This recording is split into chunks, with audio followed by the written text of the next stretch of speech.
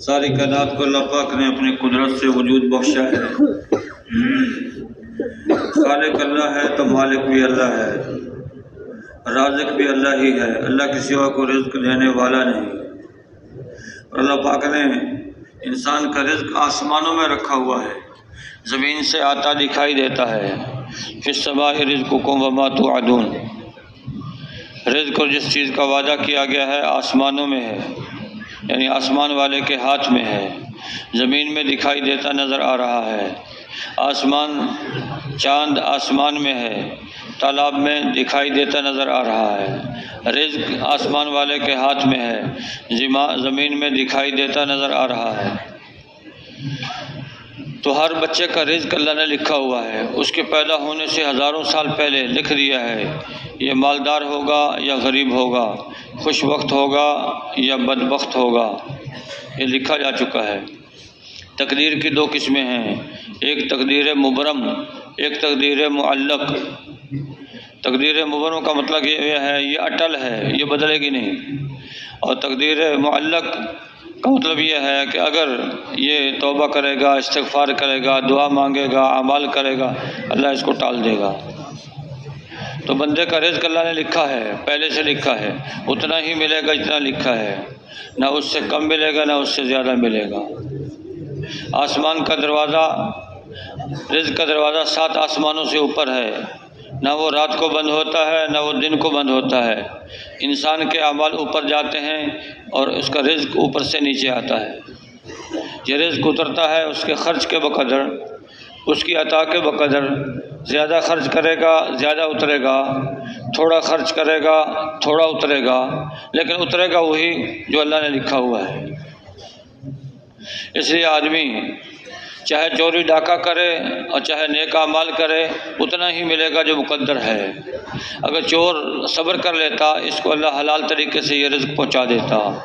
ڈاکو ڈاکہ نہ ڈالتا، حلال طریقے سے رزق پہنچ جاتا۔ راشی رشوت نہ لیتا، حلال طریقے سے اتنا مال اس کو اللہ پہنچا دیتا۔ آپ علیہ السلام کے زمانے میں 2 بھائی تھے، ایک کمائی کرتا تھا، دوسرا دین کا علم حاصل کرتا تھا۔ تو کمائی کرنے والے بھائی نے اپنے بھائی کی آپ علیہ السلام سے شکایت کی۔ کیا شکایت کی ہوگی؟ کہ میں کماتا ہوں یہ کھاتا ہے۔ آپ نے ارشاد فرمایا لعلک ترزق بہ، شاید تجھے بھی اس کی برکت سے رزق دیا جاتا ہے۔ تو رزق کا مسئلہ اللہ کے ہاتھ میں ہے، جتنا جس کے مقدر میں لکھا ہے اتنا ہی ملے گا، نہ اس سے کم ملے گا نہ زیادہ ملے گا۔ قبیلہ بنو اشعر مدینہ کی طرف آ رہے تھے، تو جب مدینہ پہنچے تو توشہ ختم ہو گیا۔ اپنے میں سے ایک آدمی کو بھیجا کہ سید الانبیاء حضرت محمد مصطفیٰ صلی اللہ علیہ وسلم کی خدمت میں حاضر ہو کر آپ علیہ السلام کی خدمت میں جا کے توشہ مانگ کے لے آئے، توشہ مانگ کے لے آئے۔ آپ کی خدمت میں حاضر ہوا۔ آپ علیہ السلام گھر کے اندر قرآن پاک کی تلاوت کر رہے تھے اور یہ آیت پڑھ رہے تھے وَمَا مِن دَابَّةٍ فِي الْأَرْضِ إِلَّا عَلَى اللَّهِ رِزْقُهَا وَيَعْلَمُ مُسْتَقَرَّهَا وَمُسْتَوْدَعَهَا كُلٌّ فِي كِتَابٍ مُبِينٍ۔ جتنے چوپائے زمین پر چلتے ہیں ان کا رزق اللہ کے ذمہ ہے۔ اللہ پاک ان کے زیادہ رہنے کی جگہ کو بھی جانتا ہے، تھوڑا رہنے کی جگہ کو بھی جانتا ہے، اور یہ سب کچھ لوح محفوظ میں لکھا ہوا ہے۔ سوچ میں پڑ گئے، اللہ پاک کو وعدہ کر رہا ہے رزق کا، رزق میرے ذمہ ہے، اور ہم قبیلہ بنو اشعر اتنے گئے گزرے ہیں کہ اللہ کے رازق ہونے کا یقین نہیں، آپ سے کوئی بات نہیں کی، واپس آ گئے۔ قبیلے والوں کو کہا انتظام ہو گیا، وہ سمجھ بیٹھے کہ آپ علیہ السلام کی خدمت میں حاضر ہو کر درخواست کی ہوگی، آپ نے وعدہ فرما لیا ہوگا، اس کی آگے خبر دے رہے ہیں۔ تھوڑی دیر گزری تھی، 2 شخص ایک پیالہ اٹھا کے لا رہے ہیں، کھانے کا پیالہ، اس میں گوشت بھی ہے روٹی بھی ہے، سب نے مل کے کھانا کھایا، کھانا کثیر بھی تھا لذیذ بھی تھا۔ تو جو کھانا بچ گیا اس کا کیا کریں؟ آخر میں یہی طے ہوا کہ آپ علیہ السلام کی خدمت میں حاضر ہو کر آپ کا شکریہ بھی ادا کر دیتے ہیں اور یہ بچے ہوا کھانا بھی واپس کر دیتے ہیں۔ تو حاضر ہو گئے، اگر خود اب آپ کے پاس یہ شکریہ ادا کرنے کے لیے حاضر نہیں۔ اللہ علیہ وسلم نے ارشاد فرمایا نہیں میں نے کوئی کھانا نہیں بھیجا، اللہ کا رسول آپ نے بھیجا ہے، ہمیں واپس جا کے ساتھی نے خبر بھی دی ہے، لیکن جب ساری بات کھل کے سامنے آئی حضرت محمد صلی اللہ علیہ وسلم نے ارشاد فرمایا یہ رزق ہے جو اللہ نے آپ کو عطا کیا، رازق اللہ کی ذات ہے، اللہ کے سوا کوئی رازق نہیں، ہر ایک کو مقدر ملے گا، مقدر سے زیادہ حرکت نہیں ملے گی، تو اللہ کی ذات کا یقین کرنا ہے، اعمال کریں گے برکت والا رزق ہوگا، اللہ کو راضی کریں گے اللہ خوش ہو کر رزق دیں گے، اور اللہ کو ناراض کریں گے انہیں کبھی بھی نہیں۔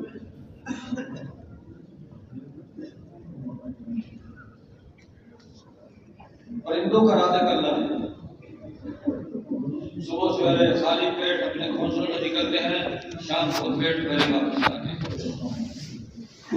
اگر یہ یقین امت کو حاصل ہو جائے اگر رزق کی لائن کی اتنی بے دینی ہے وہ ساری یقین کی کمزوری نے امت کو گناہوں میں مبتلا کیا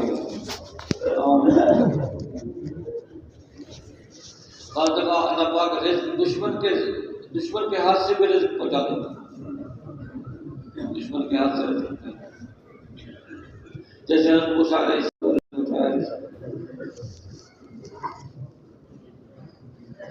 ایک دفعہ یہ تذکرہ ہو رہا تھا کہ حضرت ابراہیم علیہ السلام کی اولاد میں اللہ نبی اور بادشاہ پیدا کرے گا، نبیوں کو پیدا کرے گا، بادشاہ کو پیدا کرے گا۔ جب یہ بات فرعون کو پتہ لگی اچھا بنی اسرائیل کے اندر نبی اور بادشاہ پیدا ہوں گے تو جب نبی اس قوم میں آئے گا تو وہ تو پھر بنی اسرائیل کو میرے ہاتھ سے چھڑا لے گا،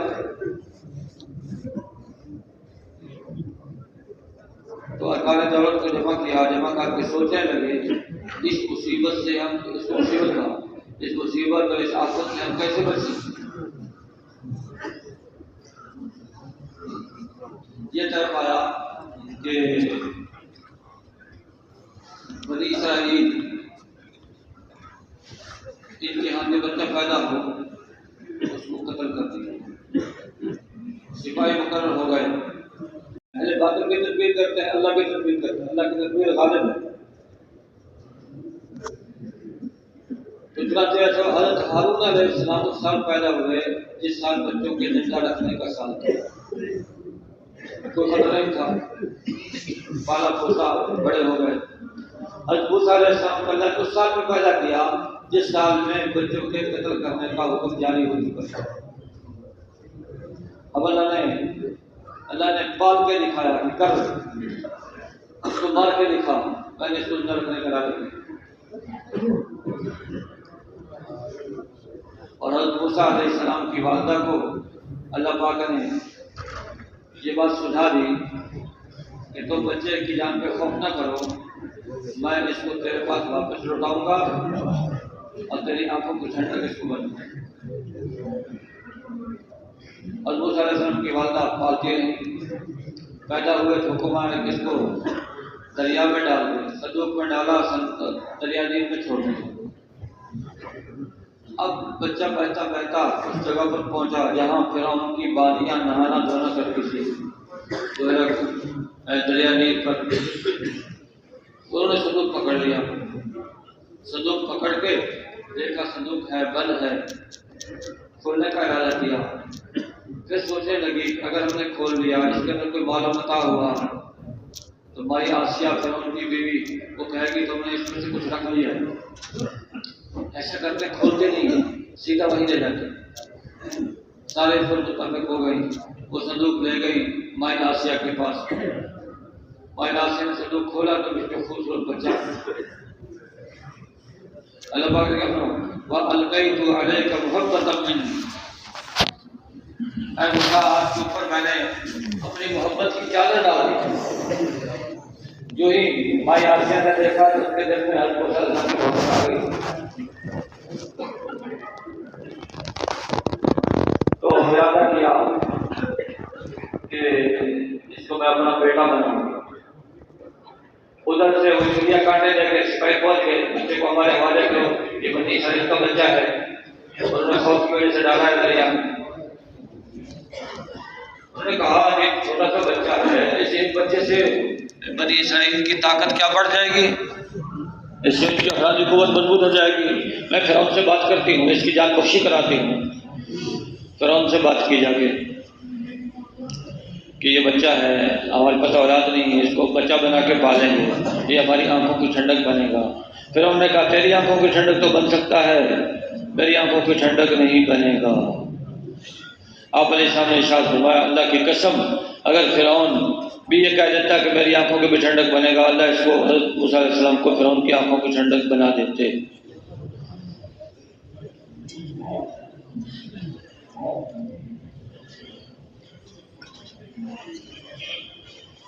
تو فرعون راضی ہو گیا، ٹھیک ہے. اب ماں آسیہ نے اس کے بچے کی تربیت کا انتظام سوچا. اب جو قریب کی عورتیں تھیں بچے کو دودھ پلائیں تاکہ بچہ جو ہے اس کی ضرورت ساری پوری ہو.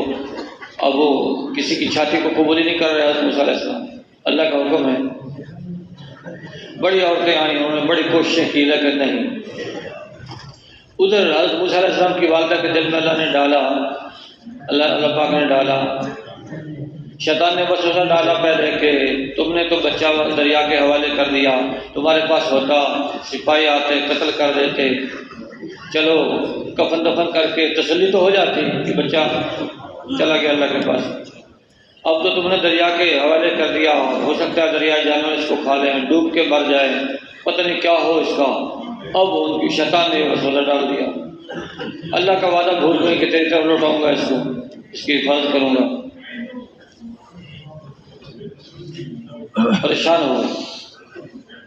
پریشان ہو کے حضرت موسیٰ علیہ السلام کی بہن کو بھیجا کہ جاؤ دیکھو یہ صندوق کہاں جاتا ہے. تو وہ پوچھ کے پتہ کرو کہ کہاں گیا صندوق. وہ آئیں اور پتہ کیا، دائیں بائیں دیکھا کہ جب حضرت موسیٰ علیہ السلام نے کسی کی چھاتی قبول نہیں کی تو مائی آسیہ نے باندیوں کے حوالے کیا، دیکھو کسی عورت کو تلاش کرو جس کا یہ دودھ پی دے. وہ گود میں لے کے عورتوں کو تلاش کر رہی تھی. اتنے میں حضرت موسیٰ علیہ السلام کی بہن پہنچ گئی کہ میں تمہیں ایک ایسے گھر کا پتہ بتاتی ہوں کہ جن گھر والوں کا دودھ یہ بچہ پی لے گا، اور وہ بڑے سلیقے والے ہیں اور بڑے جو ہے سمجھدار ہیں. تو باندیوں کو شبہ پڑ گیا، لگتا ہے یہ عورت یا تو اس کی ماں ہے یا اس کی کوئی عزیزہ قریبہ ہے. یہ کیسے وضو کے ساتھ کہہ رہی ہے کہ اس کا دودھ پی لے گئے. پکڑ لیا. حضرت موسیٰ علیہ السلام کی بہن پریشان ہو گئی. انہوں نے کہا نہیں، میں تو اس لیے آپ کو کہا ہے کہ وہ ان کا دودھ اچھا ہے، جو بچہ بھی دیا جائے تو ان کا دودھ پی لیتا ہے، میں تو اس لیے کہا ہے. اور ان کو چھوڑ دیا. واپس گئی، والدہ کو لے کے آئیں اور حضرت موسیٰ علیہ السلام کو اٹھایا، انہوں نے چھاتی کے قریب کیا تو دودھ پی لیا، پیٹ بھر گیا. خوشی کی لہر دوڑ گئی کہ اس بچے نے دودھ پی لیا ہے. بھائی آسیہ کو خبر دی گئی. بھائی آسیہ نے بلایا حضرت موسیٰ علیہ السلام کی والدہ کو کہ یہ بچہ ہے، تم ہمارے پاس رہ کے یہاں اس کی پرورش کرو، کیونکہ اس بچے کی محبت میرے دل میں ایسی اتر گئی ہے، میں اس کو اپنے سے جدا نہیں کر سکتی. حضرت موسیٰ علیہ السلام کی والدہ نے کہا نہیں، میرا بچہ ایک اور بھی ہے اور مجھے اپنے گھر کی ضروریات کا اندازہ ہے، میں یہاں نہیں ٹھہر سکتی. تم نے اگر بچے کی پرورش کرانی ہے تو میرے ساتھ بھیج دو. ہاں یہ میں وعدہ کرتی ہوں کہ بچے کی میں تربیت میں کوئی کمی نہیں کروں. کہا چلو ٹھیک ہے، ایسا کرو لے جاؤ، لیکن کبھی کبھی ملانے کے لیے لایا کرو. ٹھیک ہے. اب حضرت موسیٰ علیہ السلام اپنی ماں کے پاس ہیں اور گھر میں ہنسی خوشی تربیت پا رہے ہیں اور خرچہ سارا مل رہا فرعون کے دربار سے. جس دربار سے بچوں کے قتل کا حکم جاری ہوا ہے اسی دربار سے حضرت موسیٰ علیہ السلام کا رزق جاری ہوا ہے.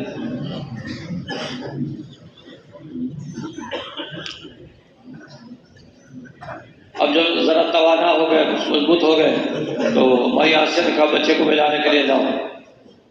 اور جب درباریوں کو یہ اعلان کیا کہ دیکھو آج بچہ آ رہا ہے، تو ہر ایک نے تم میں سے ہر ایک درباری نے اس کو ہدیہ دینا ہے، اور اس کی نگرانی میں خود کروں گی، کون دیتا ہے کون نہیں دیتا۔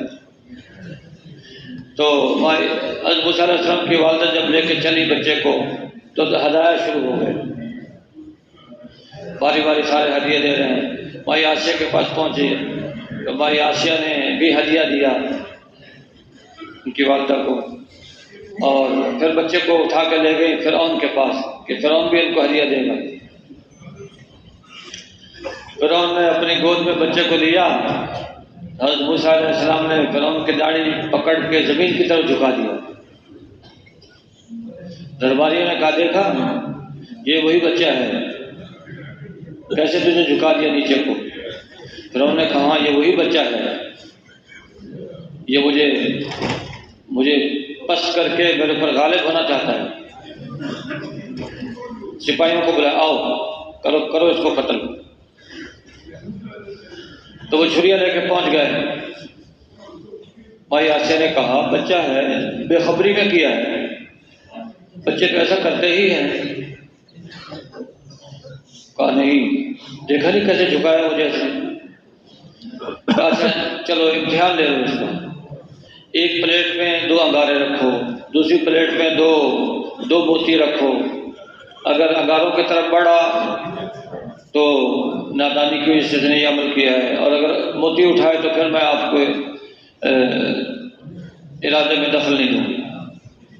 بہت اچھا، انگارے اور موتی رکھے گئے۔ حضرت موسیٰ علیہ السلام نے انگاروں کی طرف ہاتھ بڑھایا، وہ تو موتیوں کی طرف ہاتھ بڑھانے لگے تھے، لیکن حضرت جبریل علیہ السلام تشریف لائے اور ان کا ہاتھ انگاروں کی طرف کر دیا۔ اس طرح بچے کی جان بخشی ہو گئی۔ حضرت موسیٰ علیہ السلام تربیت پا رہے ہیں۔ جب تھوڑا بڑے ہوئے ایک دفعہ باہر نکلے، 2 آدمی لڑ رہے ہیں آپس میں، 2 آدمی لڑ رہے ہیں۔ تو وہ ایک بنی اسرائیلی ہے جو قبطی ہے، فرعون کی قوم کا آدمی۔ وہ اسرائیلی نے کہا موسیٰ دیکھیے مجھے مارنے لگا۔ حضرت موسیٰ آگے بڑھے، اس کو منع کیا لیکن وہ رکا نہیں، غصے سے ایک مکہ مارا، اس کا کام تمام کر دیا، آدمی مر گیا۔ اب کوئی اور آدمی تھا نہیں، کسی کو پتہ نہیں، تو پورے ملک میں خبر پہنچ گئی کہ کسی اسرائیلی نے قبطی کو قتل کر دیا۔ لوگوں نے کہا فرعون سے اس کا بدلہ ہونا چاہیے۔ کہا ٹھیک ہے، گواہ لے کے آؤ اور قاتل کا پتہ کرو کون ہے۔ بڑا پتہ لگایا لیکن کوئی پتہ نہیں لگا۔ دوسرے دن حضرت موسیٰ علیہ السلام نکلے، یہی آدمی کسی اور کے ساتھ لڑ رہا ہے۔ پھر اس نے پکارا موسیٰ یہ مجھے مارنے لگا ہے۔ حضرت موسیٰ علیہ السلام آگے بڑھے، فرمایا کل بھی تو لڑ رہا تھا، آج بھی لڑ رہا ہے، لگتا ہے جھگڑالو تو ہی ہے۔ جو ہی آگے بڑھے اس کو خطرہ ہوا کہ لگتا ہے مجھے کل ایک کو مارا، آج مجھے ماریں گے، کل اس کا کام تمام کیا، آج میرا کام تمام کرنے لگے ہیں۔ اس نے شور مچا دیا، لوگوں دیکھو یہ وہی آدمی جس نے کل ایک آدمی کو قتل کیا تھا، آج یہ مجھے قتل کرنے لگا ہے۔ اب پہلے تو پتہ نہیں تھا، اس آدمی نے جا کے بتا دیا کہ کل کے جو مقتول آدمی کا قاتل پکڑا گیا یہ ہے۔ وہاں ایک آدمی بیٹھا تھا، چپکے سے چھوٹی موٹی گلیوں سے گزرتا ہوا موسیٰ علیہ السلام کے پاس آ گیا کہ آپ کے قتل کے وارنٹ جاری ہو چکے ہیں اور آپ کو قتل کرنے کے لیے لوگ نکل چکے ہیں۔ حضرت موسیٰ علیہ السلام نے وہاں سے دوڑ لگائی اور مدین پہنچ گئے، مدین، اور وہاں حضرت شعیب علیہ السلام کی دو بیٹیاں اپنے جانوروں کو الگ کر کے کھڑی تھیں، باقی لوگ اپنے جانوروں کو پانی پلا رہے تھے۔ تو حضرت موسیٰ علیہ السلام نے ان کی خدمت کر دی، ان کے جانوروں کو پانی پلا دیا۔ پھر یوں حضرت شعیب علیہ السلام کی ایک بیٹی کے ساتھ حضرت موسیٰ علیہ السلام کا نکاح ہوا۔ تو فرعون نے حضرت موسیٰ علیہ السلام کے قتل کرنے کا ارادہ کیا، اللہ پاک نے حضرت موسیٰ علیہ السلام کو بچانے کا ارادہ کیا، اللہ کا ارادہ غالب رہا۔ تو اللہ رب العزت دکھاتے ہیں یہ سارے واقعات ہمارے ایمان کو بڑھانے کے لیے ہیں، ہمارے ایمان کو بڑھانے کے لیے ہیں کہ کیسے تدبیریں وہ کرتا رہا اور کیسے حضرت موسیٰ علیہ السلام کو اللہ پاک بچاتا رہا، اور بچا کے پھر آخر کار بھیجا، فرعون کے دربار میں بھیج دیا۔ اذهب الى فرعون انه طغى، جاؤ فرعون کے پاس، وہ سرکش ہو گیا ہے، اللہ کا حکم آ گیا۔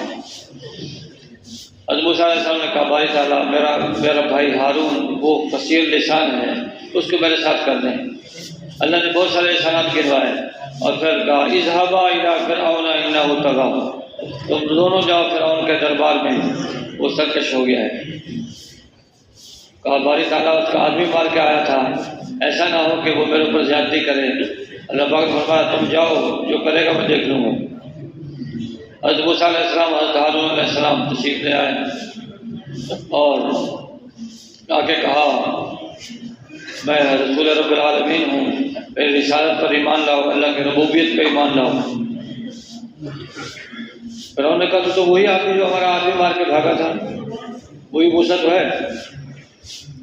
نے کہا نہیں میں رسول رب العالمین ہوں۔ دائی کے ساتھ اللہ کی مدد ہوتی ہے۔ تو جب حضرت موسیٰ علیہ السلام نے دعوت دی تو فرعون اندر سے خوف زدہ ہو گیا، بات بنائی کہ اچھا لگتا ہے تم نے ہمارے سے جدا ہونے کے بعد جادو سیکھا ہے، تو میں بھی جادوگروں کو بلاؤں۔ اچھا تیرا جو دعویٰ ہے کہ تو رسول ہے تو کوئی معجزہ دکھا۔ حضرت موسیٰ علیہ السلام نے اپنا عصا پھینکا اور وہ بڑا انتہا بن گیا، اس نے جو منہ کھولا فرعون کی طرف، فرعون بیٹھا ہوا تھا اپنے تخت پر، وہاں سے چھلانگ لگائی، چھلانگ لگایا، موسیٰ علیہ السلام کے بغل میں آ کے کھڑا ہوا، اے موسیٰ پکڑو اس کو پکڑو۔ اور اس اژدہا کی سے ایسی دہشت جاری ہو گئی، فرعون کے دربار کے بہت سارے آدمی مر گئے اس اژدہا کو دیکھ، اور فرعون اندر سے اتنا ڈرا، اتنا خوف زدہ ہوا، خوف کی وجہ سے اس کا پیٹ جاری ہو گیا۔ پھر علاج کرایا طبیبوں سے تو اتنا ہوتا تھا 24 گھنٹے میں 24 دفعہ بیت الخلا جاتا تھا، اور کہیں حضرت موسیٰ علیہ السلام کو دیکھ لیتا پھر پیٹ جاری ہو جاتا۔ یہ دائی کے ساتھ اللہ کی مدد ہے۔ حضرت موسیٰ علیہ السلام پہنچ گئے، ایک معجزہ تو یہ دکھایا، دوسرا معجزہ ہاتھ بغل میں ڈالا، نکالا تو روشن۔ فرعون نے کہا تم نے جادو سیکھا ہے، میں جادوگروں کے ساتھ مقابلہ کرایا، جادوگر مقابلہ ہار گئے۔ جب مقابلہ ہارے تو پھر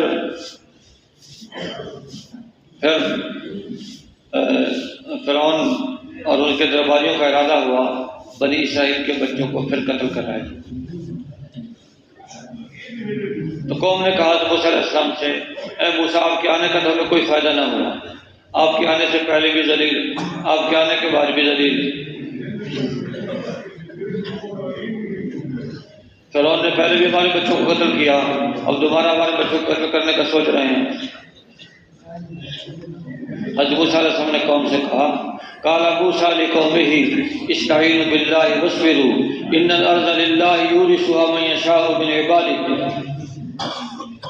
حضرت موسیٰ علیہ السلام نے فرمایا اے میری قوم، یہ زمین فرعون کی نہیں ہے، یہ زمین اللہ کی ہے، اللہ نے فرعون کو دے رکھی ہے، اس سے لے کے تمہیں دے گا، پھر دیکھے گا تم کیسا عمل کرو۔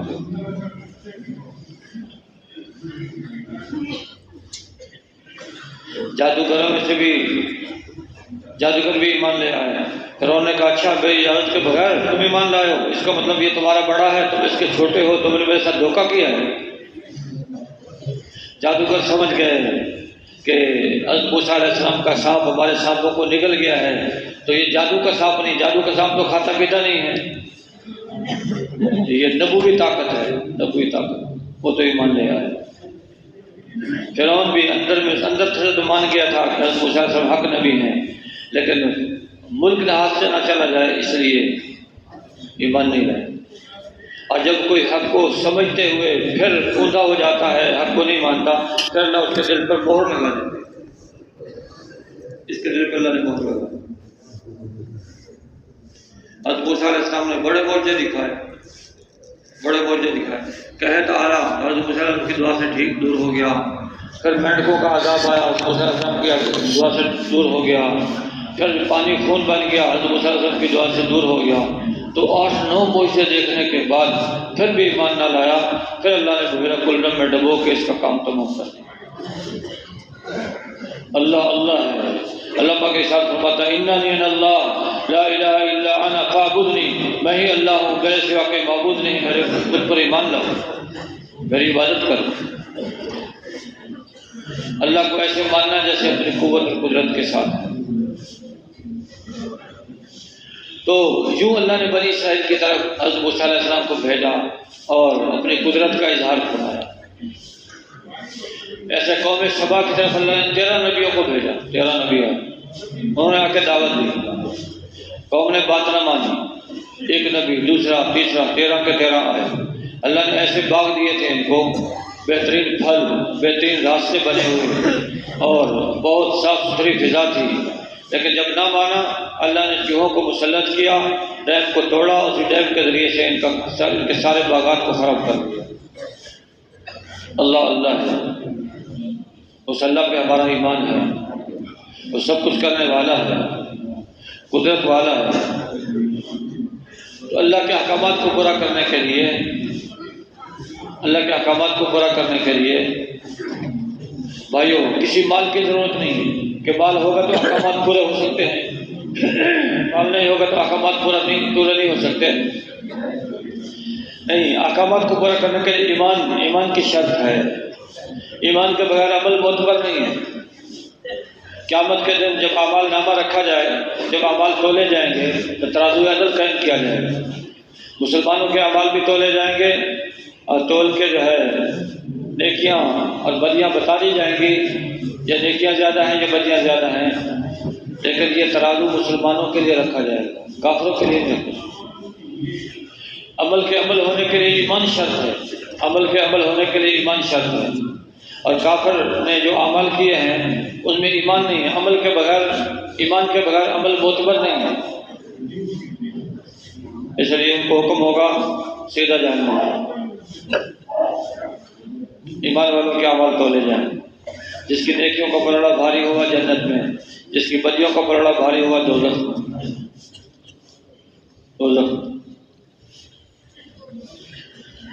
تو اعمال کرنے کا وقت ہمارے پاس دنیا میں ہے بہت سے پہلے، بہت کم آئے گی، کسی کو خبر نہیں. اس لیے آدمی آخرت والے اعمال کو کرتا رہے اور اپنی زندگی کو ٹھیک طریقے سے گزارے. ٹھیک، کسی وقت بھی موت آ سکتی ہے. پانی کا پیالہ ہاتھ میں ہے، پتہ نہیں اس کے پینے سے پہلے موت آ جائے، پتہ نہیں اس کے پینے کے بعد موت آ جائے.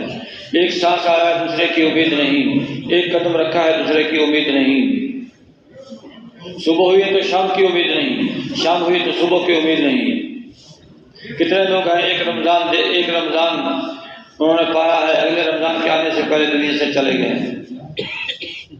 گھر سے نکلے ہیں، واپس جانے کی امید نہیں. یہ ضروری نہیں ہے کہ بچہ ہے پھر یہ شباب کو پہنچے گا، پھر جوانی کو پہنچے گا، پھر بڑھاپا آئے گا، بڑھاپے کے بعد پھر بال سفید ہو جائیں گے، پھر دنیا سے چلا جائے گا. ایسا نہیں ہے. قبرستان میں جائیں، ہر طرح کے لوگ ملتے ہیں. بچوں کی قبریں بھی ہیں، بڑوں کی بھی ہیں، مردوں کی بھی ہیں، عورتوں کی بھی ہیں. آنے کی ترتیب تو ہے.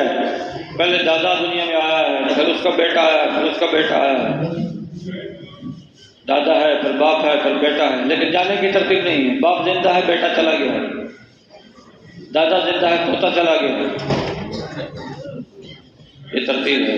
یہ موتیں ہمیں کھٹکا رہی ہیں کہ ہر نفس نے موت کا ذائقہ چکھنا ہے. فصل جب پک کر تیار ہو جاتی ہے، فصل پک کر پہلے سبز ہری بھری، پھر وہ پیلی ہو گئی، پھر سٹا، پھر دانے پڑ گئے اس میں، اب اکڑ گیا وہ سٹا، اس کا اکڑ گیا، پودا خشک ہو گیا، اب کاٹنے کے سوا کوئی چارہ نہیں. ایسے ہی آدمی جوانی کو پہنچا، جوانی سے بڑھاپے کو، بال سفید ہو گئے. اب کالے سے سفید تو ہو جاتے ہیں، سفید سے مڑ کے کالے تو نہیں ہوتے. بہت سے لوگوں نے موت کی دوا تیار کرنے کی کوشش کی ہے، لیکن آج تک کوئی کامیاب نہیں ہوا، کوئی کامیاب نہیں۔ بہت سے بادشاہوں نے کوشش کی کہ موت نہ آئے، لیکن نہیں۔ جن کا کل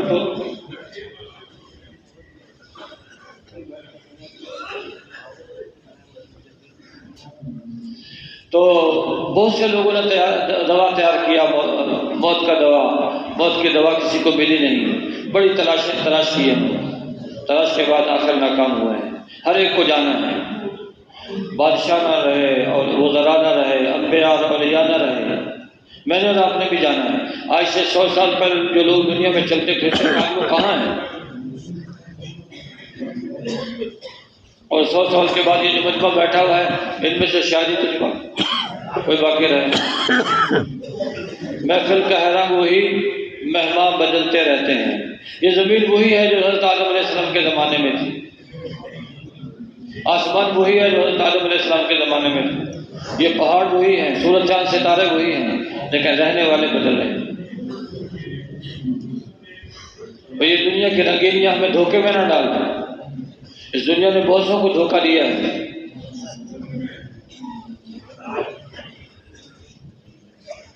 جو یہ کہتے تھے ہمارے بغیر دنیا کا نظام کیسے چلے گا، موت نے ایک ہی بار میں آ کے ان کا کام تمام کیا اور نظام سارا چل رہا ہے۔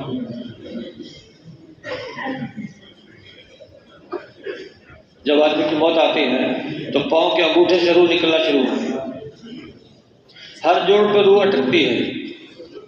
تو جب ایک آدمی ہے تو فرشتے دبا کے کلام سے اس کی روح کو نکالتے ہیں، اور نکال کے اس کی روح کو پھر جو فرشتے آئے ہوئے ہوتے ہیں ان کے حوالے کر دیا جاتا ہے۔ ان کے پاس جنت کا رومال ہوتا ہے، اس پہ لپیٹ کے روح کو لے جاتے ہیں آسمان کی طرف۔ راستے میں دوسرے فرشتے ملتے، کہاں جا رہے ہو؟ کہ فلاں ابن فلاں سعادت مند کی روح کو لے کے جا رہے ہیں۔ پھر پہلے آسمان پر پہنچتے ہیں تو آسمان کا دروازہ بند ہوتا ہے، پوچھتے ہیں کون ہے؟ کہ فلاں ابن فلاں کی روح کو لے کے اوپر جاتے ہیں۔ اس کے لیے اعزاز و اکرام کے ساتھ دروازہ کھولا جاتا ہے، تو پہلے آسمان کے فرشتے اعزازاً اس کے ساتھ ہو جاتے ہیں، پھر دوسرا آسمان، تیسرا آسمان، چوتھا آسمان، پھر 7ویں آسمان سے اوپر لے کے اس کو پہنچتے ہیں، اور حکم ہوتا ہے اللہ کی طرف سے اس کی روح کو اس کی قبر میں لوٹا دو اور اس کا اعمال نامہ علیین مقام پہ رکھو، جہاں نیک لوگوں کے اعمال نامے رکھے جاتے ہیں۔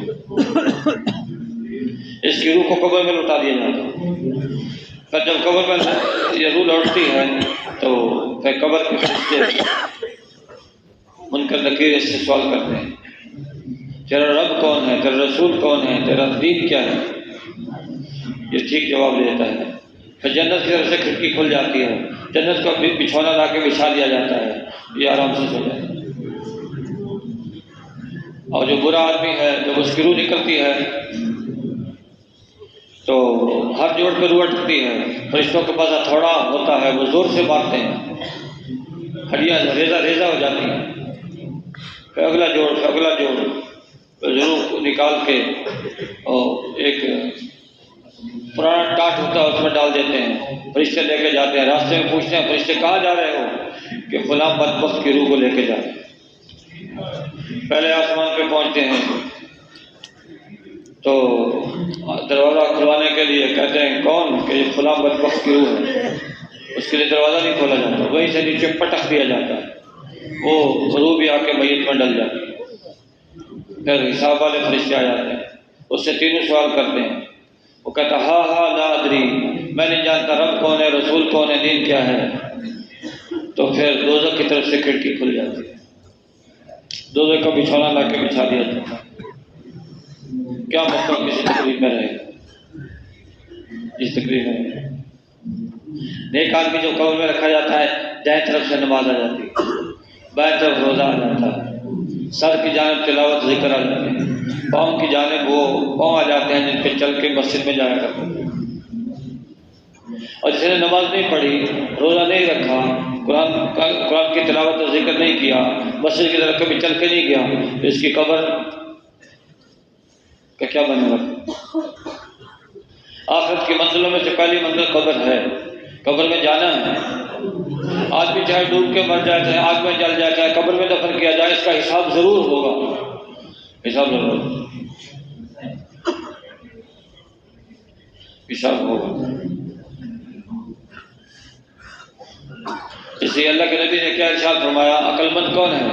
الکیس من دان نفسہ وعمل لما بعد الموت۔ عقل مند آدمی وہ ہے جس نے اپنے آپ کو اللہ کے حکموں کا تابع بنا دیا، مطیع ہو کے زندگی گزاری، اطاعت کرتے کرتے زندگی گزاری، اللہ کے احکامات پورا کرتے کرتے زندگی گزاری، یہ عقل مند ہے۔ اور موت کے بعد جو زندگی آ رہی ہے اس کی تیاری۔ موت بھائیو آئے گی، یقینی ہے، کوئی بچ نہیں سکا اور کوئی بچ نہیں سکے۔ ہوا میں اڑتا رہے وہاں بھی موت آ جائے گی، اور سمندر کے تہ میں چلا جائے وہاں بھی اسرائیل علیہ السلام پہنچ جائے گا، اور پہاڑ کے اندر غار بنا کے وہاں رہنا شروع کر دے وہاں بھی بچ نہیں سکتا، موت آئے گی۔ ہر حال میں کتنے لوگ ہیں خوشیاں منا رہے ہوتے ہیں، مکان بنا رہے ہوتے ہیں، شادی کی خوشیوں میں مشغول ہیں، اور ان کا کفن محلے کی دکان پہ آ چکا ہوتا ہے، ان کا نام مردوں کی فہرست میں آ چکا ہوتا ہے، ان کو خبر بھی نہیں ہوتی۔ بھائی میں نے آپ نے جانا نہیں ہے، دنیا سے جانا ہے، تیاری کر کے جانا، تیاری کر کے جانا۔ پھر یہ تو قبر آخری منزل نہیں ہے، بندے کی آخری منزل تو جہاں ہمیشہ رہنا ہے، یہ جنت ہے یا دوزخ ہے۔ جب حساب کتاب ہو جائے گا، نیک لوگ جن کی نیکیوں کو بڑا بھاری جنت میں، جن کی بدیوں کو بڑا بھاری جہنم میں، اور کافر تو سیدھا جہنم میں۔ پھر اپنے گناہوں کی سزا بھگت کے اللہ پاک دوزخیوں کو دوزخ سے نکال کے جنت میں بھیجتا رہے گا۔ آخر میں دوزخی لوگ کافر جو ہے جہنم میں ہوں گے، اور وہ ایمان والے جو تھوڑا سا ایمان ہے ذرہ برابر، وہ دوزخ میں ہوں گے۔ کافر کہیں گے ایک دن، مسلمانوں تمہارا ایمان نے تمہیں کیا فائدہ دیا، تم بھی آگ میں ہم بھی آگ میں۔ اس پہ اللہ کی رحمت کو جوش آئے گا، حکم ہوگا جس کے دل میں ذرہ برابر ایمان ہے آج اس کو دوزخ سے نکال دیا جائے۔ ان کو دوزخ سے نکال کے ایک مقام آراف ہے، آراف، وہاں پہنچا دیا جائے گا۔ اب دوزخ کی دیکھیں گے کہ کافروں کے سوا اور کوئی نظر نہیں آتا، اب یہ تمنا کریں گے، ربما یود الذین کفروا لو کانوا مسلمین، بار بار تمنا کریں گے کاش کہ ہم بھی مسلمان ہوتے، آج دوزخ کی آگ سے نکال دیے جائے، لیکن ان کی تمنا پوری نہیں ہوئی۔ پھر ان کو لوہے کے صندوقوں میں کافروں کو بند کر دیا جائے گا، اوپر سے کیل چڑھ دیے جائیں گے، دوزخ کی تہہ میں ان کو ڈال دیا جائے گا۔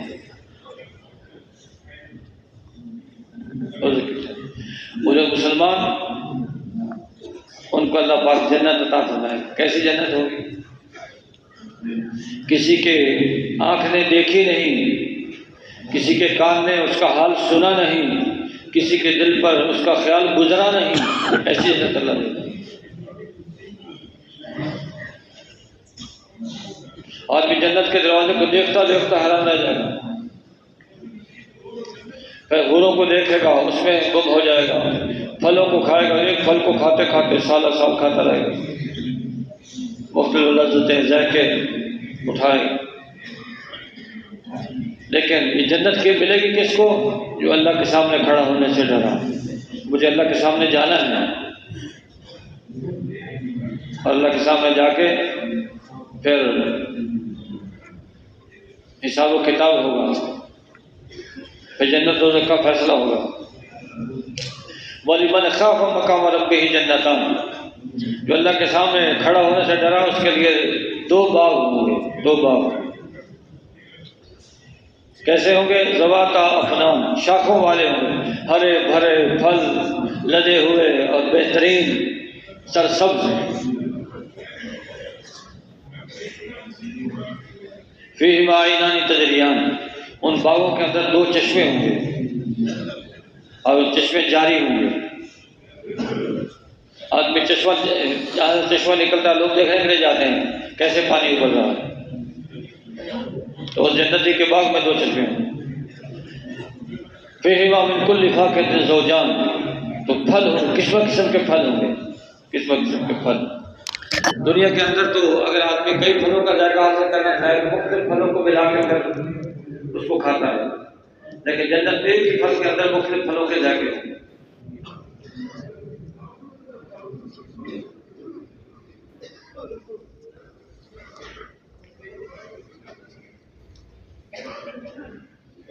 متکئین علی فرش بطائنها من استبرق وجنى الجنتین دان، تختوں پر بیٹھے ہوئے، تکیہ لگائے ہوئے ہوں گے اور پھل جھکے ہوئے ہوں گے، پھل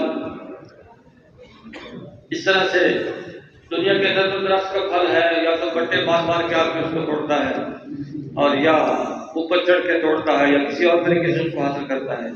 جنت کے پھلوں کو حاصل کرنے کے لیے مشقت نہیں ہوگی، پھل جھکے ہوئے، کھڑا ہو کے توڑنا چاہے، بیٹھ کے توڑنا چاہے، لیٹ کے توڑنا چاہے، اس کے سامنے ایک پھل توڑا ہے، فوراً دوسرا پھل پکے گا، لگ جائے گا، پک جائے گا، تیار ہو جائے گا، سال بھر انتظار نہیں کرنا پڑے گا۔ پھر اور کیا ہوگا؟ جب فیہن قاصرات الطرف لم یطمثهن انس قبلهم ولا جان، نیچے نگاہ والی حوریں ہوں گی جن کو نہ جنوں نے چھوا ہوگا نہ انسانوں نے چھوا ہوگا۔ ان کا رنگ کیسا ہوگا؟ کأنہن الیاقوت والمرجان، جیسے موتی صاف شفاف رنگ، ایسا ان کا رنگ ہوگا۔ پھر اللہ پاک ارشاد فرماتا ہے هل جزاء الاحسان الا الاحسان، اے بندے کا نیکی کا بدلہ نیکی کے علاوہ بھی ہے، تو نے دنیا میں نیکی کی ہے اس کا بدلہ ہے۔ پھر آدمی کو یہ خوف ہوگا کہ جنت تو مل گئی ہے، کہیں اس سے نکال نہ دیا جائے، اعلان ہوگا اور جنت ہی ہمیشہ جنت میں، دوزخی ہمیشہ دوزخ میں۔ جنتیوں کی خوشی کی انتہا نہیں ہوگی، دوزخیوں کی غمی کی انتہا نہیں ہوگی۔ آدمی چاہتا ہے دنیا میں جوان رہے، یہاں تو خواہش پوری نہیں ہوتی، لیکن جنت میں جوان رہے، 33 سال کی عمر ہوگی۔ حضرت آدم علیہ السلام کی طرح 60 ہاتھ کا قد ہوگا، حضرت داؤد علیہ السلام کی آواز ہوگی، حضرت محمد صلی اللہ علیہ وسلم کے اخلاق ہوں گے۔ جنتی جب ملیں گے سلام سلام سلام کرتے ہوں گے۔ ایک جنتی دوسرے جنتیوں کی دعوت کرنا چاہے گا تو اس کو برتن مانگنے کے لیے دوسرے کی جنت میں نہیں جانا پڑے گا۔ کچھ جنتیں ایسی ہوں گی جس کے سارے برتن سونے کے ہوں گے، ہر چیز سونے کی ہوگی۔ کچھ جنتیں ایسی ہوں گی کہ ان کی ساری چیزیں چاندی کی ہوں گی، برتن بھی چاندی کے، باقی زمین بھی چاندی کی، ہر چیز چاندی کی ہوگی۔ تو یہ بھائیو ایسے باتیں نہیں ہیں، یہ حقیقت ہے۔ جب دنیا کی آنکھ بند ہوگی یہ حقیقت سامنے آ جائے گی۔ یہ جنت اللہ نے بنائی ہے ایمان والوں کو دینے کے لیے۔ ایمان والے دنیا میں رہ کے اللہ کے احکامات پورا کرتے ہیں، نماز ادا کرتے ہیں۔ نماز اللہ کی وہ عبادت ہے جو نماز کی برکت سے بندے کے اندر سے حب جا نکل جاتی ہے۔ حب جا، مرتبے کی محبت، مجھے کچھ جانا جائے، مجھے کچھ گردانا جائے، میری کچھ حیثیت ہے، حب جا یہ بہت دیر سے نکلتی ہے۔ حب جا، حب مال بھی بہت دیر سے نکلتی ہے، لیکن پھر بھی وہ اس کی نسبت حب جا کی نسبت جلدی نکل جاتی ہے، لیکن حب جا بہت دیر سے نکلتی ہے۔ نماز میں حب جا کا علاج ہے۔ جب آدمی ہاتھ باندھ کے اللہ کے سامنے کھڑا ہے اپنی تواضع کا اظہار کر رہا ہے، پھر رکوع میں جھک گیا اور زیادہ تواضع کا اظہار کر، سجدے میں چلا گیا اور زیادہ تواضع کا اظہار کر۔ حب جا کا علاج ہے۔ کلمہ اقرار بندگی ہے، نماز اظہار بندگی ہے، اللہ تو اللہ ہے، میں تیرا بندہ ہوں۔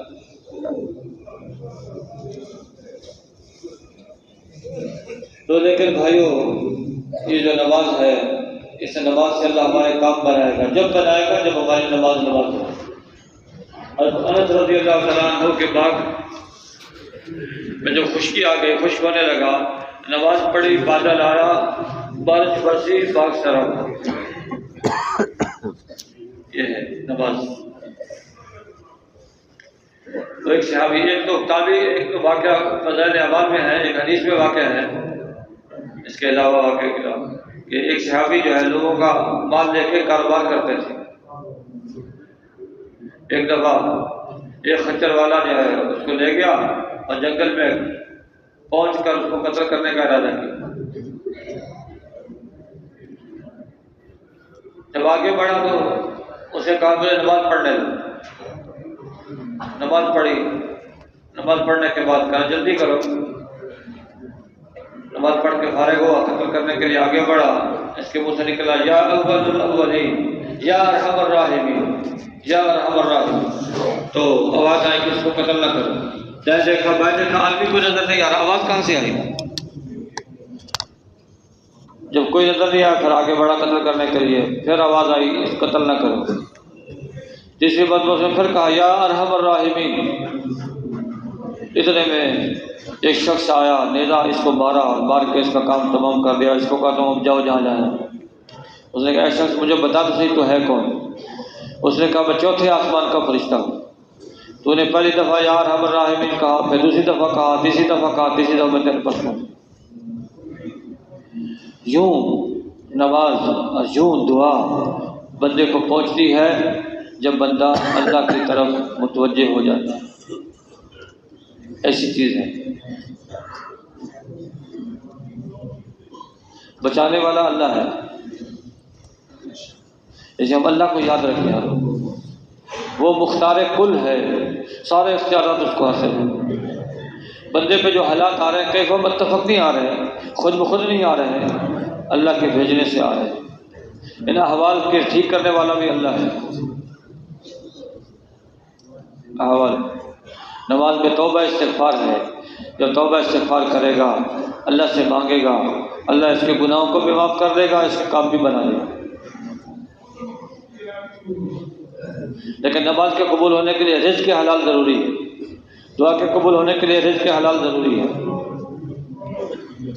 اور جو ایسا مال کھائے گا, ایسا مال جمع کرے گا جو سود کے ذریعے سے کاروبار کر کے کیا ہے, تو پھر اس کی خیر نہیں ہے.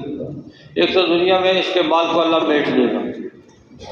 صدقے سے مال بڑھتا ہے, سود سے مال گھٹتا ہے. گھٹتا نہیں بلکہ سود مال کو میٹ دیتا ہے.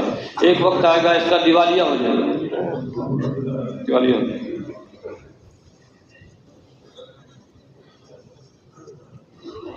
اور جب حرام غذا اندر جائے گی جسم کے اندر تو پھر حرام اعمال نکلیں گے. کہیں جھوٹ نکلے گا, کہیں زنا نکلے گا, کہیں جو ہے آنکھوں کی خیانت نکلے گی, کانوں کا غلط سننا نکلے گا, ہاتھوں سے ظلم نکلے گا, اندر کی غذا ٹھیک نہیں. اور پھر اللہ اس کے حالات بگاڑ دے گا. اللہ اس کے حالات. بھائی دنیا کے جتنے بھی اسباب جمع ہو جائیں, ان اسباب میں راحت چین سکون نہیں ہے جب تک اللہ نہ چاہے. جب اللہ کو ناراض کر کے, اللہ کے بندوں پہ ظلم کر کے اس نے اسباب جمع کیے ہیں تو اس سے اس کو ہرگز چین نہیں ملے گا. اس کی پریشانی بڑھے گی, پریشانی بڑھے گی. اس لیے وہ علم حاصل کرنا جس کے ذریعے سے رزق حلال کی پیش کی رہبری ہو ضروری ہے. زندگی گزارنے کے لیے کیسے اللہ چاہتے ہیں میں زندگی گزاروں, کیسے اللہ کے نبی نے زندگی گزاری ہے, جس کے اتباع کا مجھے حکم ہے, یہ سیکھنا ضروری ہے. اگر نہیں سیکھے گا زندگی تو پھر بھی گزرے گی, پھر اپنی خواہشات والی اور اپنے نفس کی اطاعت والی اور شیطان کی اطاعت والی زندگی ہو. اور شیطان تو انسان کا ازلی دشمن ہے. فرمایا 40 سال, ایک بزرگ فرماتے ہیں یہ نفس آپ کی 40 سال بھی اتباع کرے پھر بھی اس سے مطمئن نہ ہو جاؤ, پھر بھی آپ کو کسی گڑھے میں گرا سکتا ہے.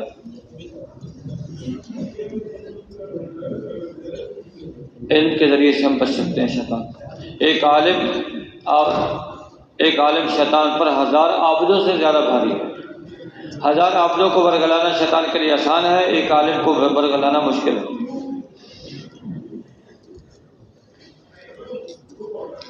اس لیے جیسے ہم دنیا کے علم کے لیے, دنیا کے فنون کو حاصل کرنے کے لیے وقت فارغ کرتے ہیں, اس سے زیادہ ضروری ہے دین کا علم حاصل کرنے کے لیے وقت فارغ. تاجر تجارت کا علم سیکھے گا, زار زراعت کا علم سیکھے گا, ثانی صنعت کا علم سیکھے گا, حاکم حکومت کا علم سیکھے گا. علماء کے پاس تو ماشاءاللہ سارے طبقات کا علم ہے، لیکن جو آدمی جس شعبے میں لگا ہوا ہے اس شعبے کا علم سیکھنا اس کے ذمہ ضروری ہے۔ اگر نہیں سیکھے گا تو قیامت کے دن اللہ کے سامنے یہ عذر نہیں چلے گا، یہ عذر نہیں چلے گا کہ مجھے تو خبر نہیں تھی، مجھے تو پتہ نہیں تھا۔ جہالت عذر نہیں ہے، جہالت عذر نہیں ہے۔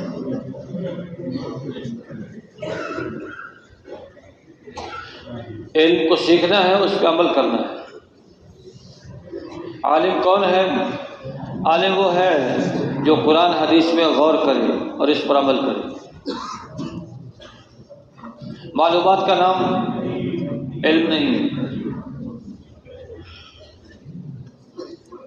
قرآن حدیث میں غور کر کے اس پہ عمل کرے گا، یہ عالم کہلائے گا۔ علم کو سیکھنا ہے۔ علم کی وجہ سے آدمی جنت میں پہنچ جاتا ہے، علم کی وجہ سے آدمی دوزخ سے بچ جاتا ہے، علم کی وجہ سے آدمی اللہ کو پہچانتا ہے، حضرت محمد صلی اللہ علیہ وسلم کے طریقوں کو معلوم کرے گا۔ اس علم کے ذریعے سے یہ بڑے بڑے انعامات اللہ سے حاصل کر لے گا، بڑے بڑے انعامات۔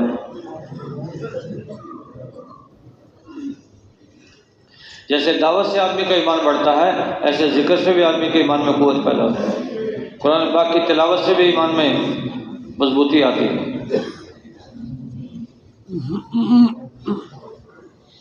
سے ہر حال میں اللہ کو یاد کرنا۔ اذکر اللہ ذکرًا کثیرا، حکم ہے اللہ کا ذکر کرو، ذکر کثیر، ذکر کثیر۔ اس لیے اذا فرغت فانصب، جب تو فارغ ہو گیا اب اللہ کی طرف رجوع کر، اللہ کی طرف مائل ہو جا، ذکر میں لگ جا۔ تو داعی کے لیے جیسے دعوت ہے تو داعی کے لیے ایسے ذکر بھی ہے، داعی کے لیے عبادت بھی ہے۔ ہر وقت ہر عمل کے لیے وقت مقرر کرنا، اور عمل کے لیے وقت مقرر۔ اور عبادت تو ایک آدمی بہت کر لیتا ہے، لیکن لوگوں کے حقوق مارتا ہے تو یہ بھی خطرے میں ہے۔ نماز ہے، تہجد ہے، روزہ ہے، زکوٰۃ ہے، حج ہے، یہ پورا کر رہا ہے، لیکن اس کے ساتھ ساتھ دوسروں کے حق مار رہا ہے، یہ آدمی بھی خطرے میں ہے۔ ایک آدمی بہت ساری نیکیاں لے کے اللہ کے سامنے حاضر ہوگا، اتنی نیکیاں کہ پہاڑ بھی دب جائے، لیکن حقوق والے آئیں گے، اس سے مطالبہ کریں گے تو اس کی نیکیاں ان کو دی جائیں گی، ہوتے ہوتے نیکیاں ختم ہو جائیں گی، پھر ان کے گناہ اس پر ڈالے جائیں گے، ان کے گناہوں کی وجہ سے اس کو دوزخ میں ڈال دیا جائے گا۔ وہاں زہر کھاتا نہیں ہے، عدل و انصاف کا دن ہے، اور اللہ پاک اس دن کا مالک ہے، مالک یوم الدین، انصاف کے دن کا مالک۔ تو بھائیو، دنیا کے اندر ہم آئے ہیں، یہ عارضی زندگی ہے، وقتی زندگی ہے، چند روزہ زندگی ہے، یہاں سے جانا ہے۔ وقولوا للناس حسنا، لوگوں سے اچھی بات کرو، اچھی بات کرو۔ جیسے آپ علیہ السلام نے مکے والوں کے ساتھ سلوک کیا ہے کہ وہ آپ کو تکلیفیں دیتے ہیں، آپ ان کے ساتھ بھلائی کرتے ہیں، اور جب آپ کے اخلاق کو دیکھا، آپ کو صادق اور امین کا لقب دیا، آپ نے کبھی خیانت نہیں کی، کبھی آپ نے جھوٹ نہیں بولا، صادق ہیں، امین ہیں، لیکن جب دعوت دینا شروع کی وہی مکے والے مخالف ہو گئے، جان کے دشمن ہو گئے، جان کے دشمن۔ لیکن آپ علیہ السلام نے ان کے ساتھ اخلاق کا ہی معاملہ کیا، اخلاق کا معاملہ۔ ایک دفعہ ایک اجنبی آدمی مکے میں آیا، ابو جہل نے اس کا حق مارا، وہ مکے کے سرداروں کے پاس گیا، ابو جہل سے میرا حق لے کے دو۔ انہوں نے کہا تم اگر ابو جہل سے حق لینا چاہتے ہو تو محمد صلی اللہ علیہ وسلم کے پاس چلے جاؤ، وہ تمہیں حق لے کے دے سکتے۔ انہوں نے تو مذاق کیا، یہ سمجھا نہیں ان کی بات کو، سیدھا آ گیا آپ علیہ السلام کی خدمت میں، مجھے ابو جہل سے میرا حق لے کے جاؤ۔ آپ تشریف لے کے ساتھ ابو جہل کا دروازہ کھٹکایا، ابو جہل نے دروازہ کھولا، دیکھا محمد صلی اللہ علیہ وسلم ہے، وہ آدمی ہے۔ اب نے ارشاد فرمایا تم اس کا حق ادا کرو۔ گھر گیا اور اس کا حق لا کے اس کو دے دیا۔ ادھر وہ جو مکے کے سردار تھے وہ دیکھ کے حیران رہ گئے کہ ابو جہل کے پاس آیا، ابو جہل تم نے یہ کیا کیا؟ اس کا حق دے دیا۔ ہم نے تو عذرائے مذاق اس کو بھیجا تھا کہ تماشا دیکھیں گے۔ تو ابو جہل نے کیا کہا کہ معلوم بھی ہے کیا ہوا کہ کیا ہوا کہ جب یہ شخص میرے دروازے پر آیا، محمد صلی اللہ علیہ وسلم ساتھ ہیں، تو پیچھے ایک اونٹ ہے جو منہ کھولے ہوئے کھڑا، بڑا اونٹ ہے، اگر میں اس کا حق ادا نہ کرتا وہ مجھے لقمہ بنا لیتا، اس لیے مجھے حق دینا پڑا۔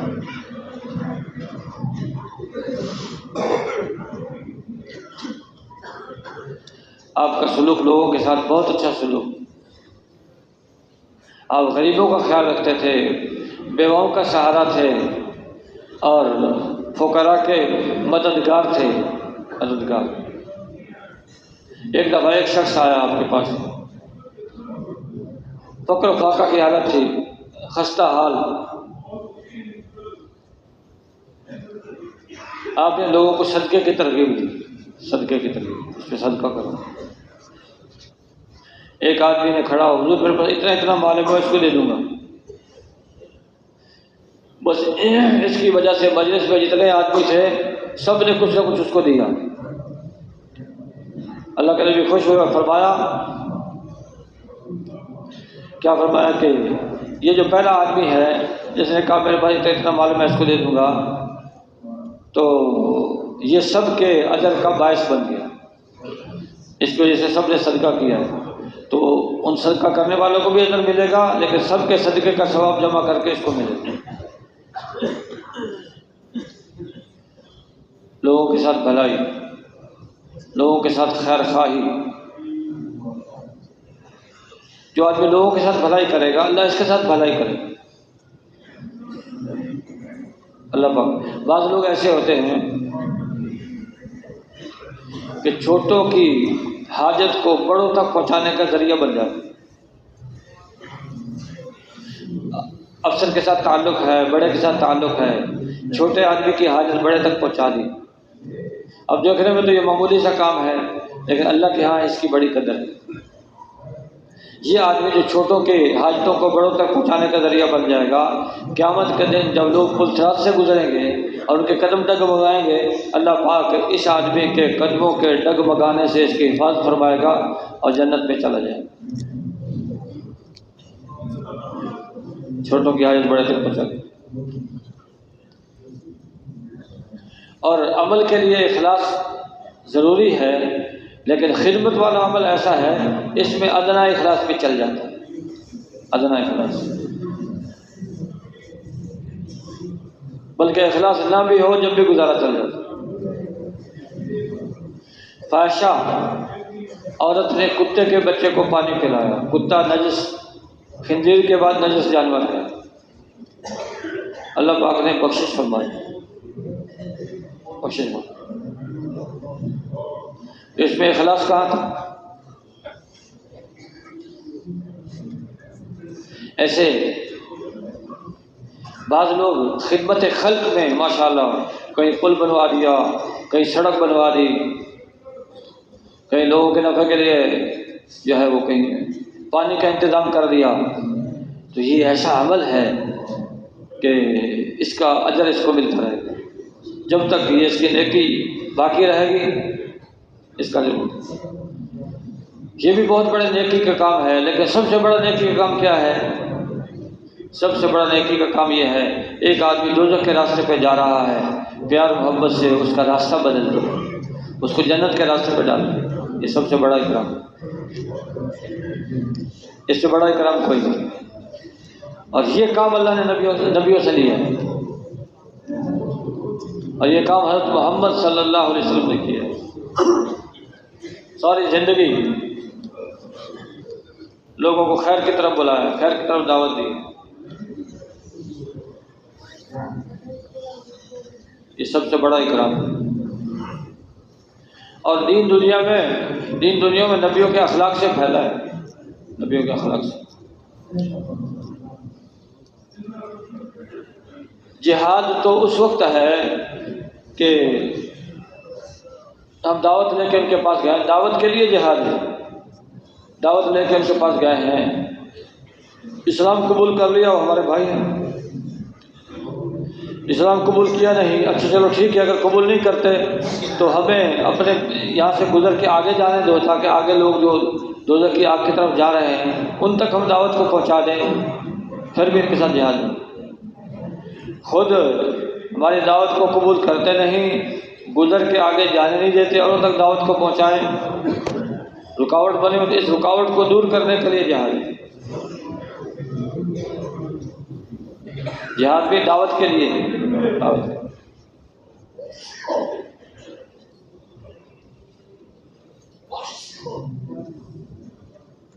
اور دعوت سے خیر دنیا میں پھیلی ہے، دعوت سے دین دنیا میں زندہ ہوا ہے۔ حکومت سے موجود دین کی حفاظت ہو جائے گی، لیکن دعوت کے دین پھیلنے کے لیے دعوت ہے، ہر زمانے میں دعوت سے دین پھیلا۔ اور یہ دعوت کا کام پہلی امتوں کے ذمہ بھی تھا، پہلی امتوں کے ذمہ بھی تھا، لیکن تاکید اس امت کے لیے زیادہ ہے، تاکید اس امت کے لیے زیادہ ہے۔ وہ جو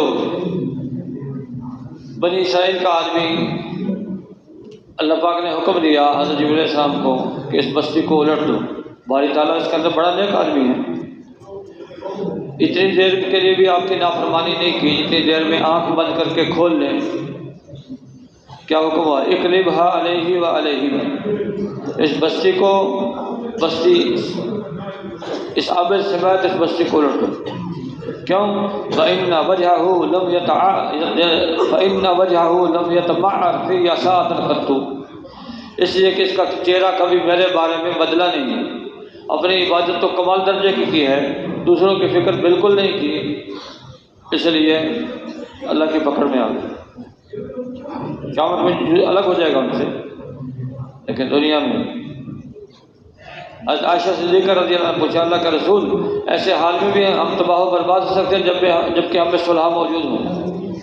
فرمایا ہاں، جب خباثت غالب ہو جائے، جب خباثت غالب ہوگی تو پھر نیکوں کے لیے بھی بھائی ہو خطرہ ہے،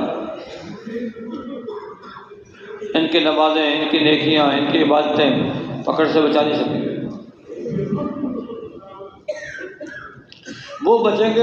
وہ بچیں گے جو لوگوں کو اللہ کی نافرمانی سے روکتے رہے، جیسے بنی اسرائیل، اللہ نے حکم دیا ہفتے کے دن مچھلی نہ پکڑا کرو، مچھلی کا شکار نہ کیا کرو، وہ اللہ کی شان، ہفتے کے دن پانی میں مچھلیاں زیادہ آتی، تو کیا انہوں نے؟ جہاں پانی کا دریا سمندر ہوتا وہاں قریب گڑھا کھول دیتے، ادھر سے پانی کھول دیتے، مچھلی پانی بھی آ جاتا، مچھلیاں بھی ساتھ آ جاتی، پھر پانی کو بند کر دیتے، وہاں سے راستہ بند ان کا، اور ہفتے کی بجائے اتوار کو پکڑ لے۔ ہیلا کیا، ہیلا کر کے یوں اللہ کا حکم توڑا ہیلے سے۔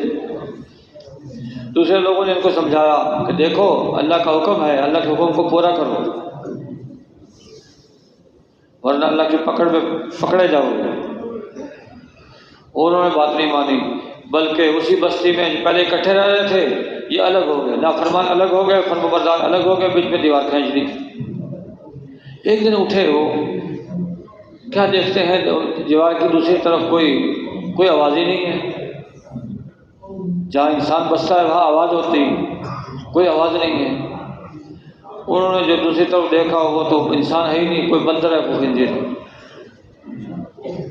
اس نافرمانی کی وجہ سے بندر اور خنزیر بن گئے، اللہ کی نافرمانی۔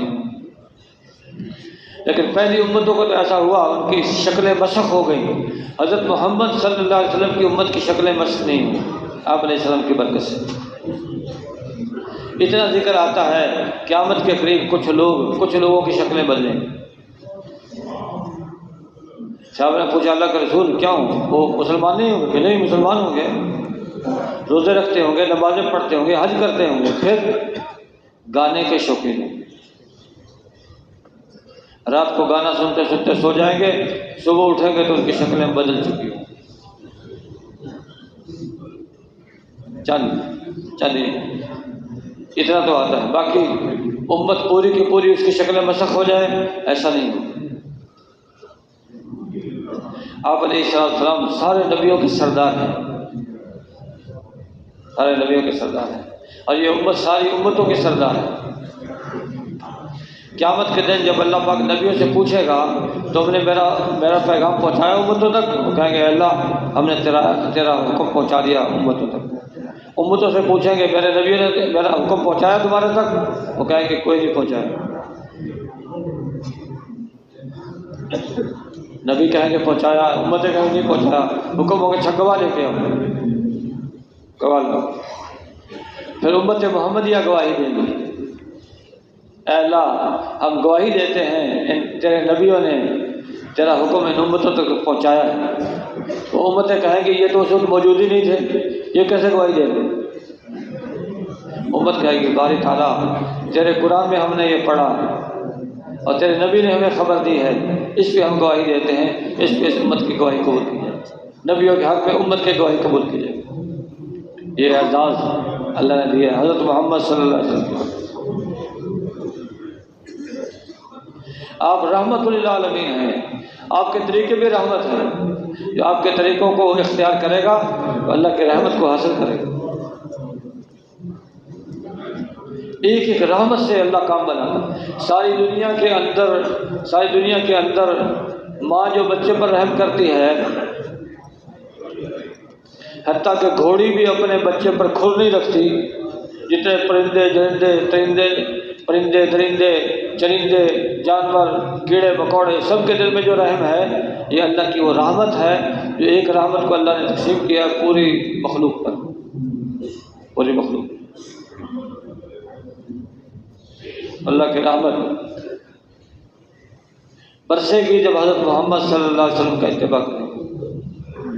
آپ کا اتباع معاملات میں بھی ہے، آپ کا اتباع معاشرت میں بھی ہے، آپ کا اتباع معاملات میں، آپ کا اتباع ایمانیات میں، آپ کا اتباع دعوت میں بھی آپ کا اتباع۔ اپنی زندگی ایسے گزارنی ہے جیسے حضرت محمد صلی اللہ علیہ وسلم نے زندگی گزاری، اس میں ہر ایک کی کامیابی ہے، ہر ایک کی۔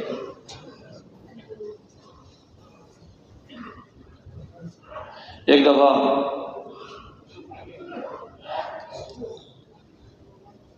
ایک پیغمبر انہوں نے کہا باری تعالیٰ میری ایسی ترتیب ہے، ہمارے گھر میں سے ایک آدمی ہر وقت تیرے ذکر میں مشغول ہے۔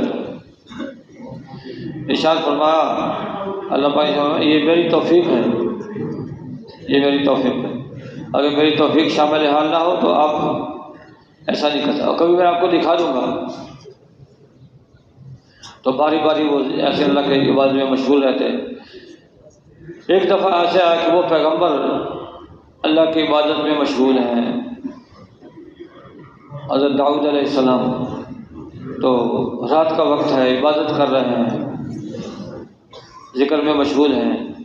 دو آدمی دیوار پھلانگ کے آئے، اندر آ کے داخل ہو گئے۔ رات کے وقت حضرت داؤد علیہ السلام ڈر گئے، پتہ نہیں کون لوگ ہیں، ان کا کیا ارادہ ہے۔ انہوں نے کہا آپ ڈرے نہیں، ہم ایک مقدمہ لے کے آپ کے پاس آئے۔ اس وقت مقدمے کے سننے میں ایسے لگے کہ اور کوئی بیٹھا ہوا نہیں تھا، یہی بیٹھے تھے، یہ مقدمے میں لگے۔ اللہ نے دکھا دیا یہ تم ذکر کر رہے ہو، یہ میری توفیق ہے۔